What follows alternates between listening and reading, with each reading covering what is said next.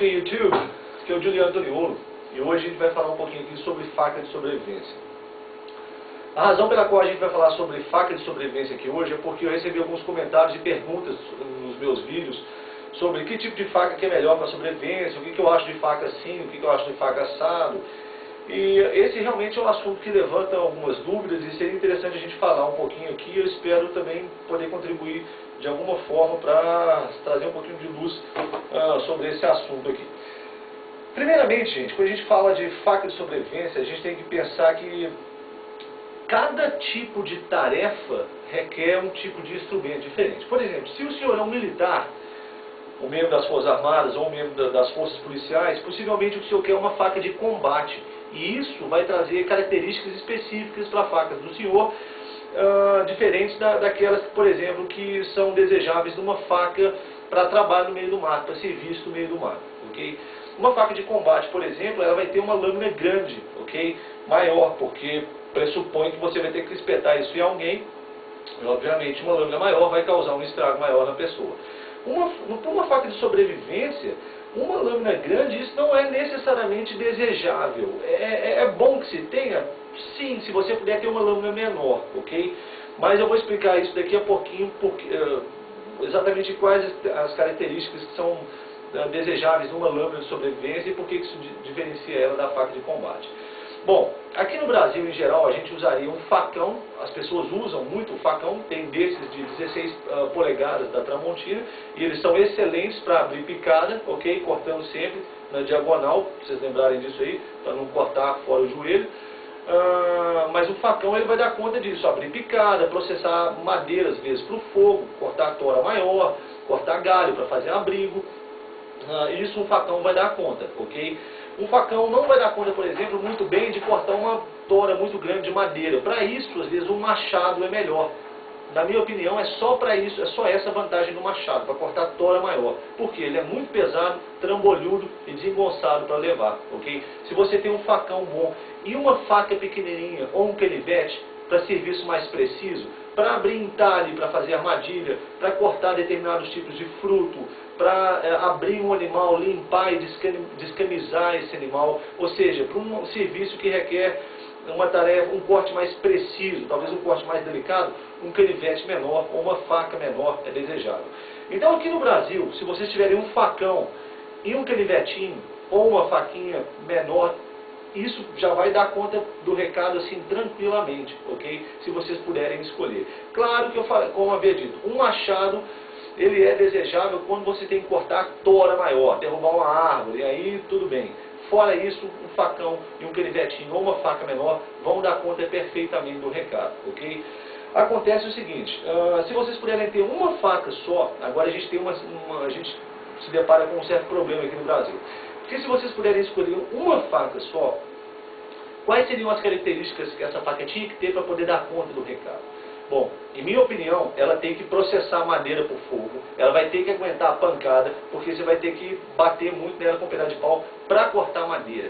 Isso é batata. Isso é um tipo de tarefa, um tipo de serviço que vocês vão ter que fazer na sobrevivência. Ou com o facão, ou com a sua faca de sobrevivência, ok? E se sua faca não aguentar fazer isso, ela não é uma faca boa para se levar para o mato, para se desempenhar esse tipo de tarefa de sobrevivência.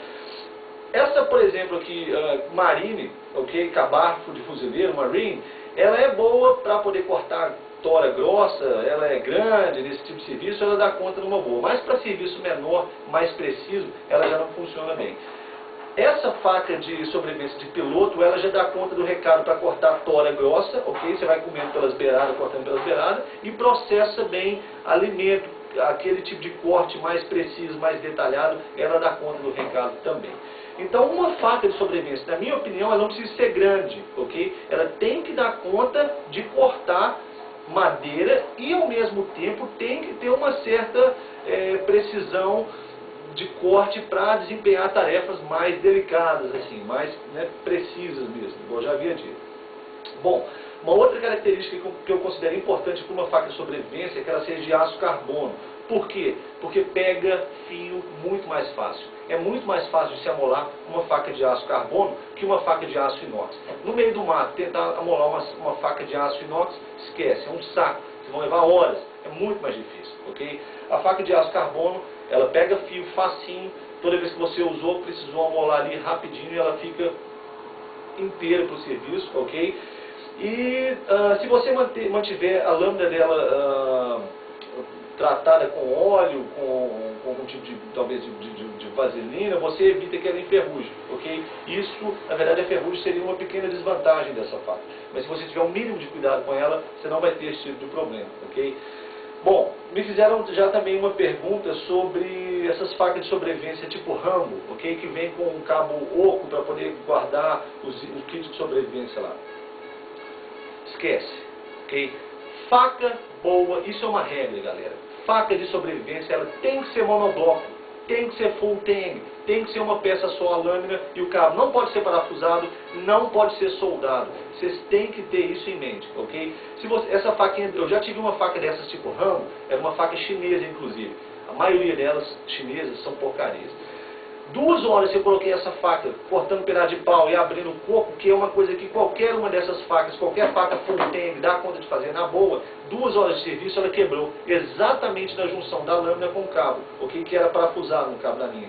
Tem umas commanders da Tramontina, Commander 1, 2, 3, olha, eu tenho alguns amigos que já falaram bem dela, mas conheço muita gente também que já foi deixado na mão com essa faca. Bombeiros, ok? Pessoas que já usaram essa faca para bater, que realmente tinham, precisavam de um tipo de serviço mais pesado, a faca deixou na mão, ok? Aí você vai falar, pô, mas essa faca não foi feita para serviço pesado. Foi. Ela deve, faca de sobrevivência faca de sobrevivência tem que dar conta desse tipo de peso. É claro que com essa faquinha aqui eu não vou cortar uma árvore, né? Não vou derrubar uma árvore, mas eu vou conseguir processar, cortar determinados pedaços de madeira o suficiente para fazer fogo, vou conseguir abrir entalhe para fazer abrigo de madeira,